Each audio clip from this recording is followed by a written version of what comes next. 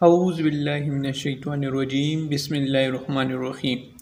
حاجی صاحب نے آخری عمر میں فیکٹری لگائی اور 24 گھنٹے فیکٹری میں رہنے لگے۔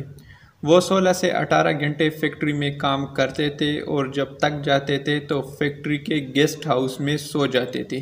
حاجی صاحب کے مزاج کی یہ تبدیلی سب کے لیے حیران کن تھی۔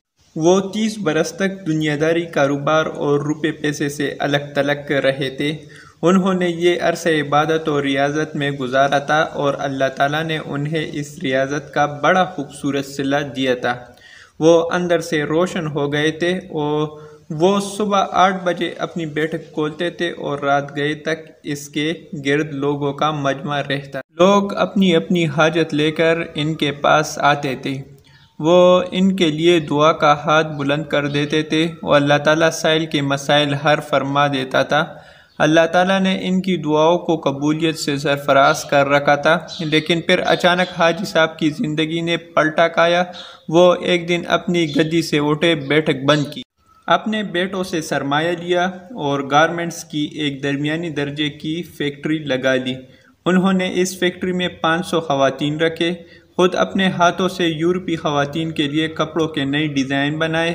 یہ ڈیزائن یورپ بھجوائے، باہر سے آرڈر آئے اور حاجی صاحب نے مال بنوانا شروع کر دیا۔ یوں ان کی فیکٹری چل نکلی اور حاجی صاحب دونوں ہاتھوں سے ڈالر سمیٹنے لگے۔ دنیا میں اس وقت گارمنٹس کی کم و بیش 2-3 کروڑ فیکٹریاں ہوگی اور ان فیکٹریوں کے اتنے ہی مالکان ہوں گے، لیکن ان 2-3 کروڑ فیکٹریوں کے اتنے ہی مالکان میں سے حاجی صاحب واحد بندہ تھا جیسا کوئی دوسرا کردار نہیں ہوگا۔ پوری دنیا میں لوگ بڑھاپے تک کاروبار کرتے ہیں اور بعد 1000 روپے پیسے اور اکاؤنٹ سے طائب ہو کر اللہ اللہ شروع کر دیتے ہیں، لیکن حاجی صاحب ان سے بالکل الٹ تھے۔ انہوں نے 35 سال کی عمر میں کاروبار چھوڑا، اللہ سے لو لگائی، لیکن جب وہ اللہ کے قریب ہو گئے تو انہوں نے اچانک اپنی آباد خانقاہ چھوڑ اور رات تک کام کرتے تھے۔ ایک دن وہ فیکٹری پہنچے تو انہوں نے دیکھا ایک درمیانی قد گاٹ کا کتا گھسٹ گھسٹ کر ان کے گودام میں داخل ہو رہا تھا۔ حاجی صاحب نے غور کیا تو پتہ چلا کہ کتا شدید زخمی ہے، شاید وہ کسی گاڑی کے نیچے آ گیا تھا جس کے باعث اس کے 3 ٹانگیں ٹوٹ گئی اور وہ صرف ایک ٹانگ کے ذریعے اپنے جسم کو گھسیٹ کر ان کے گودام تک پہنچا تھا۔ حاجی صاحب کو کتے پر بڑا رحم آیا۔ انہوں نے سوچا وہ کتے کو جانوروں کے کسی ڈاکٹر کے پاس لے جاتے ہیں، اس کا علاج کراتے ہیں اور جب کتا ٹھیک ہو جائے گا تو وہ اسے گلی میں چھوڑ دے گا۔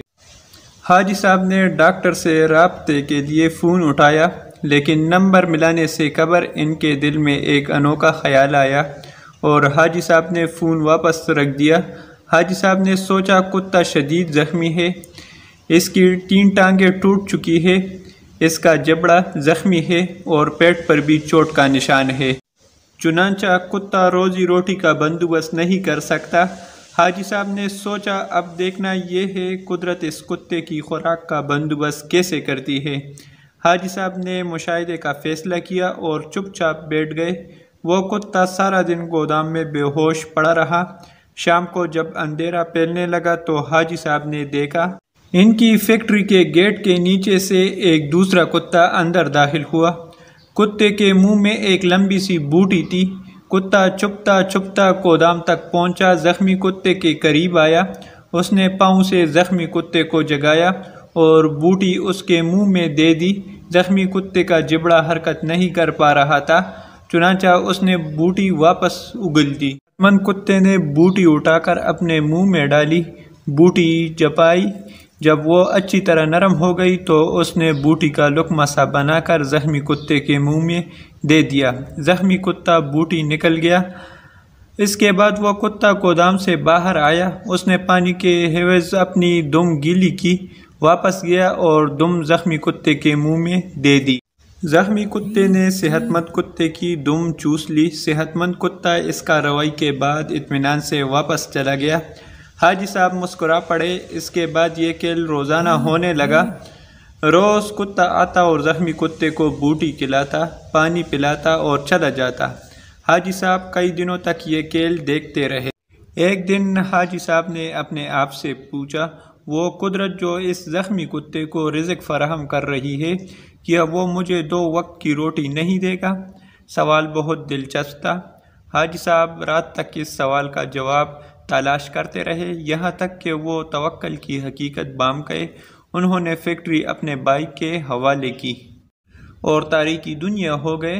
وہ مہینے میں 30 دن روزے رکھتے تھے اور صبح صادق سے اگلی صبح کاذب تک رکوع و سجود کرتے۔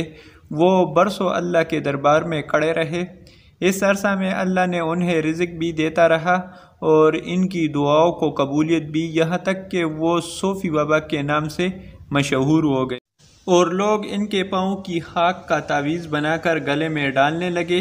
لیکن پھر ایک دوسرا واقعہ پیش آیا اور صوفی بابا دوبارہ حاجی صاحب ہو گئے۔ یہ سردیوں کی ایک نیم گرم دوپہر تھی۔ صوفی بابا کی بیٹھک میں درجنوں عقیدت مند بیٹھے تھے۔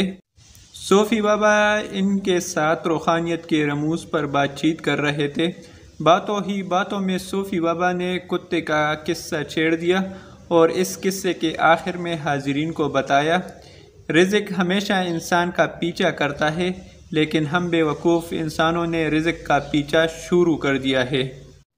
اگر انسان کی توکل زندہ ہو تو رزق انسان تک ضرور پہنچتا ہے، بالکل اس کتے کی طرح جو زخمی ہوا تو دوسرا کتا اس کے حصے کا رزق لے کر اس کے پاس آ گیا۔